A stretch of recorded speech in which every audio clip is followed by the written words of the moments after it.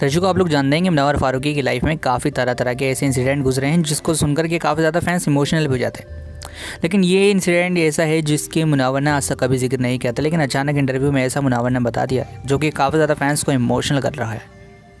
आपको बताना चाहता हूँ कि मिखाइल को थी काफ़ी ज़्यादा सीरियस बीमारी, जो कि मुनव्वर फारूकी इसी वीडियो में क्लियर करते हुए नजर आए। मुनव्वर कहते हैं कि एक टाइम ऐसा था जब मेरे पास ज़्यादा पैसे हुआ नहीं करते थे, मतलब जब उस टाइम पर मुनव्वर ना तो इतना ज़्यादा फेमस थे, एक छोटी मोटी जो भी क्या करते थे मुनव्वर। जैसे मुनव्वर कहते हैं कि मेरा एक बेटा था जिसका नाम मिखाइल है, उसकी तबीयत काफ़ी ज़्यादा ख़राब सी थी, तो हमने जो दवाइयाँ ववाइयाँ थी वो हमने दिलवाई। लेकिन उसके बाद भी स्टिल वो इतना ज़्यादा बीमार होता चला गया। लेकिन जब हमने उसका चेकअप वेकअप कराया तो वो काफ़ी ज़्यादा रेयर बीमारी थी उसको, जहाँ डॉक्टर ने बताया कि इसे कावासाकी बीमारी थी, जिसका कहते हैं 10 लाख बच्चों में किसी किसी में वो पाई जाती है। अब मुनव्वर काफ़ी ज़्यादा टेंशन में आ गए थे कि इसका इलाज होगा तो होगा कैसे, क्योंकि 25,000 का एक इंजेक्शन था और उस टाइम पे मुनव्वर की जेब में हुआ करते थे सिर्फ 700 रुपये। तो अब मुनव्वर अंदर 3 इंजेक्शन भला लगवाता तो लगवाता कैसे। मुनव्वर की काफ़ी ज़्यादा टेंशन हो गई थी। ऐसे में मुनव्वर कहते हैं डॉक्टर्स के हाँ हम कहीं ना कहीं से बंदोबस्त तो कर ही लेंगे। ऐसे में मुनव्वर बाहर जाते हैं, कहते हैं कि मैं बाहर जाकर के आधा घंटा वहीं पर हॉस्पिटल के बाहर खड़ा रहा और सोचता रहा कि आखिर जुगाड़ करूँ तो करूँ कैसे, क्योंकि सोचे जाए ना तो मुनव्वर के अकाउंट में इतने ज़्यादा पैसे थे और जेब में भी सिर्फ 700 रुपये हुए थे।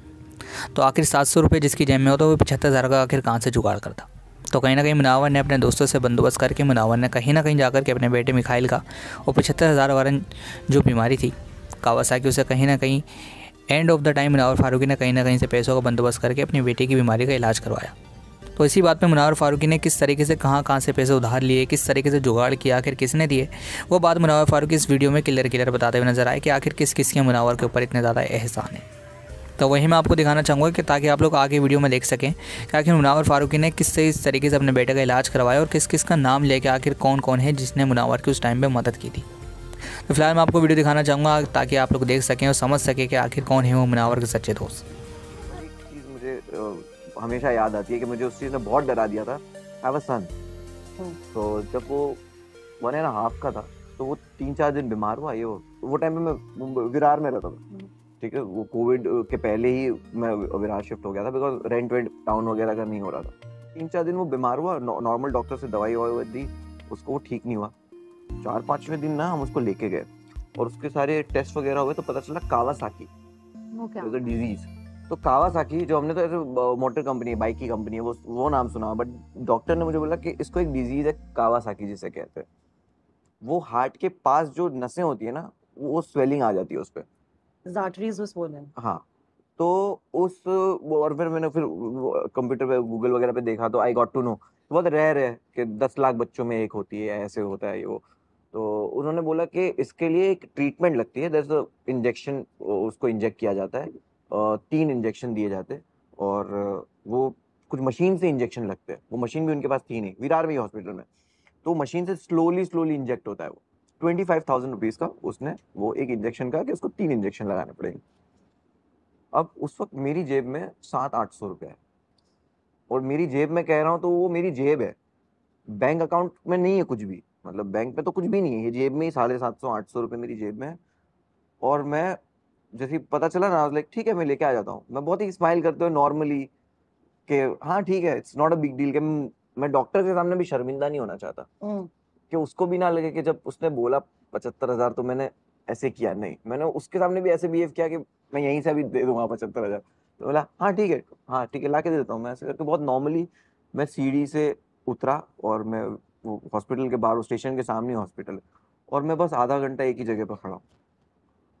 30 to 40 मिनट्स आई रिमेम्बर, मैं सिर्फ एक ही जगह पे बस खड़ा हुआ और मैं कुछ सोच भी नहीं रहा हूँ, पूरा ब्लैंक हूँ। और मैं सबसे परेशान, मैं बोलता हूँ ना कि जिंदगी में अगर मैं कहीं डरा हूँ तो मैं उस वक्त डर गया कि ये तो पॉसिबल ही नहीं है, मैं इतना पैसा कहाँ से लाऊं। एंड उस वक्त ऐसा था दैट ये पल मेरी जिंदगी का सबसे हैवी पल है। बट फिर वो बोलते हैं ना, मर्द आदमी क्या करता है, मर्द आदमी फोन निकालता है और घुमाया 10-15 फोन घुमाया, उसमें से एक फोन जहाँ पे मैं पहले काम करता था, तो उनको ही बोल दिया कि ये सिचुएशन है, मैं पैसे वापस दे दूंगा। एंड देन उन्होंने बोला ठीक है आ जाए।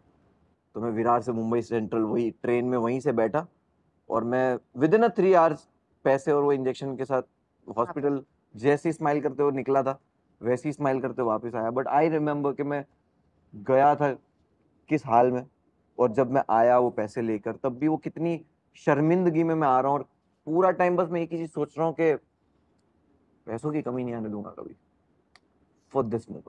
आई खाना नहीं होगा मेरे घर पे चलेगा, बट मुझे कभी ऐसी चीज ना आ जाए लाइफ में, इसलिए मैं कभी पैसा कम नहीं होने दूंगा। That's they are happy. और मैं बस वो पैसे वाली बात करूंगा कि उसका पैसा इसका पैसा, तो मैं उस पर थोड़ा डिफरेंट सोचता हूँ बोलिए। कि हस्बैंड का पैसा, वाइफ का पैसा, अपना पैसा अपना ही होता है। मैं उसमें नहीं, मैं बहुत अलग सोचता हूँ। मैं इसमें ये सोचता हूँ कि भाई अगर एक हस्बैंड है तो उसकी जिम्मेदारी ही है वाइफ। करेक्ट। तो हस्बैंड का पैसा वाइफ का पैसा, वाइफ का हस्बैंड का नहीं है।